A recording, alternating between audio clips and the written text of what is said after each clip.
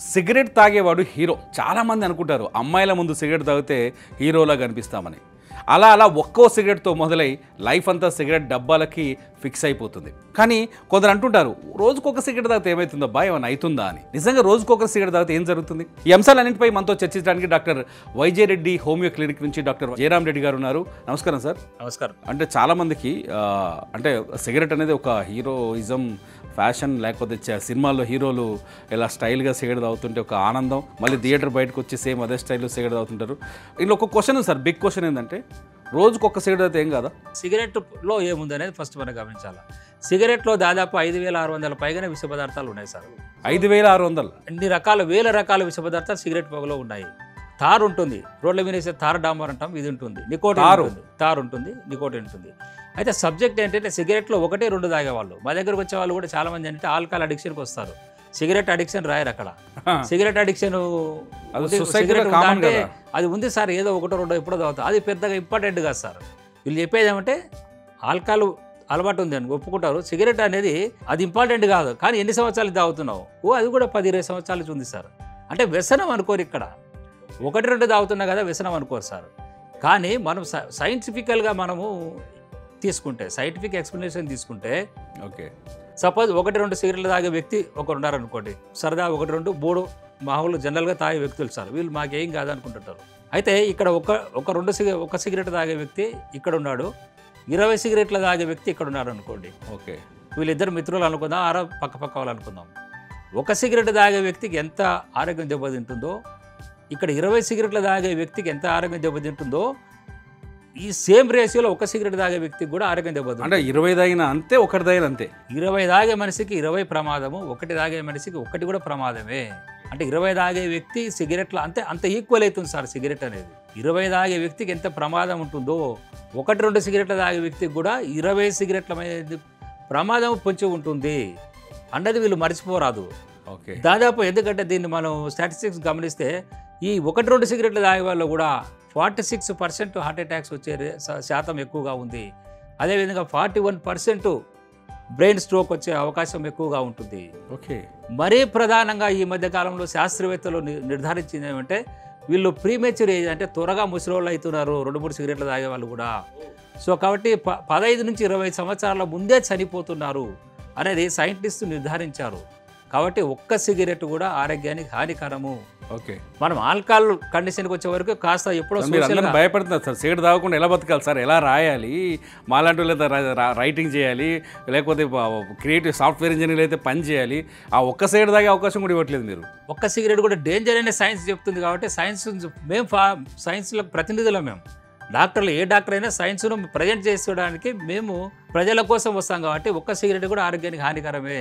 నేను ఒక సిగరెట్ తాగుతున్నా, 2 సిగరెట్లు తాగుతున్నా, నాకు మంచి ఆలోచనలు ఇస్తున్నంటే నాలో మంచి మేధాశక్తి వస్తుంది. ఒక డైరెక్టర్, సినీ డైరెక్టర్ వచ్చారు సార్, ఒక చిన్న ఎగ్జాంపుల్ చెప్పాలంటే, ఒక సినీ డైరెక్టర్ వచ్చారు, సార్ నేను సిగరెట్లు తాగితే బాగా మంచిగా పర్ఫార్మ్ చేయగలుగుతాను, ఇప్పుడు జగపతి బాబు దగ్గరికి వెళ్తున్నారు, ఒక స్టోరీ ఎక్స్ప్లెయిన్ చేయాలా, 10 years బ్యాక్ జరిగింది ఇది. ఒక స్టోరీ ఎక్స్ప్లెయిన్ చేయాలంటే ఆయన దగ్గరికి వెళ్తున్నా అన్నాడు. మీరు ఎన్ని సిగరెట్లు తాగుతారు సార్? 20 తాగి వెళ్తాడు ఆయన. 20 తాగుతాడు, 20 సిగరెట్ రోజు తాగుతాడు. నేనన్నా సార్ మీరు సిగరెట్ తాగితే పర్ఫార్మెన్స్ ఎక్కువ చేయగలుగుతా అని చెప్తున్నారు కదా, ఓకే, మీరు ఇప్పుడు ఒక హీరో దగ్గరికి ప్రజెంట్ చేయడానికి వెళ్తున్నారు, సినిమా తీయండి, 40 సిగరెట్లు తాగండి, 20 కాదు 40 తాగి మీరు సినిమా తీయండి, అదేమన్నా బ్లాక్ బస్టర్ అవుతుందా, రికార్డు బద్దలవుతుందా? అంటే పర్ఫార్మెన్సు, క్రియేటివిటీ, స్ట్రెంత్ అనేది సిగరెట్ తాగని వాళ్ళలో కూడా ఉంటుంది సార్. సిగరెట్ తాగితేనే వస్తుందని ఈయన భ్రమలో ఉన్నాడు. కాబట్టి పొగ ఆరోగ్యానికి హానికరము. సో ఇంకా క్లియర్ చెప్పాలంటే నా చిన్నసాటి సంఘటనలు ఒక 3 సంఘటనలు చెప్పి ఈ వీడియో మిగుద్దాం సార్. ఓకే, నేను చిన్నప్పుడు స్కూల్ ఏజ్లో మా ఇంట్లో మా గ్రాండ్ ఫాదరు బీడీలు తాగేవాడు. ఆయనకు బీడీల్లో నేనే తీసుకొచ్చి ఇవ్వాలా ప్రతిరోజు, అంటే వారానికి ఒకటి, ఎందుకంటే ముసలివాళ్ళు కాబట్టి ఎక్కువ ఖర్చు పెట్టరు, రోజు 2-3 బీడీలు తాగేవాళ్ళు. యంగుగా ఉన్నప్పుడు ఆయన చేతుల్లో డబ్బులుండి ఎక్కువ తాగేవాడు. ఈ ఏజ్ వచ్చేవరకు మా నాన్న వాళ్ళు డబ్బులు ఇవ్వరు కదా, సో కాబట్టి అట్లా తక్కువ తాగేవాడు, 2-3 బీడీలు తాగేవాడు. బయటికి కొంచెం దూరం వెళ్తూనే మా మామ ఉంటాడు, ఒక మామ వరుస, అతను కూడా చూస్తూ ఉంటాడు పిల్లలు ఎవరు కనపడతాడని, ఒరే వెళ్ళి సిగరెట్ తీసుకురారు, ఒక్కటే సిగరెట్ తెప్పించుకుంటారు. ఇంకొక సైడ్ మా చిన్న బాబాయ్ వరుస అవుతాడు, ఆయన కూడా రోజు 1-2 తాగుతాడు. ఓకే, వీళ్ళు తాగేది టోటల్గా తెస్తే 2-3 సిగరెట్లు, ఉదయం టిఫిన్ తర్వాత, రాత్రి భోజనం తర్వాత, మధ్యాహ్నం భోజనం తర్వాతనే తాగేది. ఈ సిగరెట్ కూడా 1-2 తాగుతారు. వీళ్ళ లైఫ్ ఎలా ఎండ్ అయిందని నేను గమనిస్తే, మా గ్రాండ్ ఫాదర్ పారాలసిస్ వచ్చి చనిపోయాడు. ఇక్కడ మా బాబాయ్ అని చెప్పాను చూడండి సార్, మా బాబాయ్ కూడా ఆయన హార్ట్ అటాక్తో 49 ఇయర్స్కే చనిపోయాడు.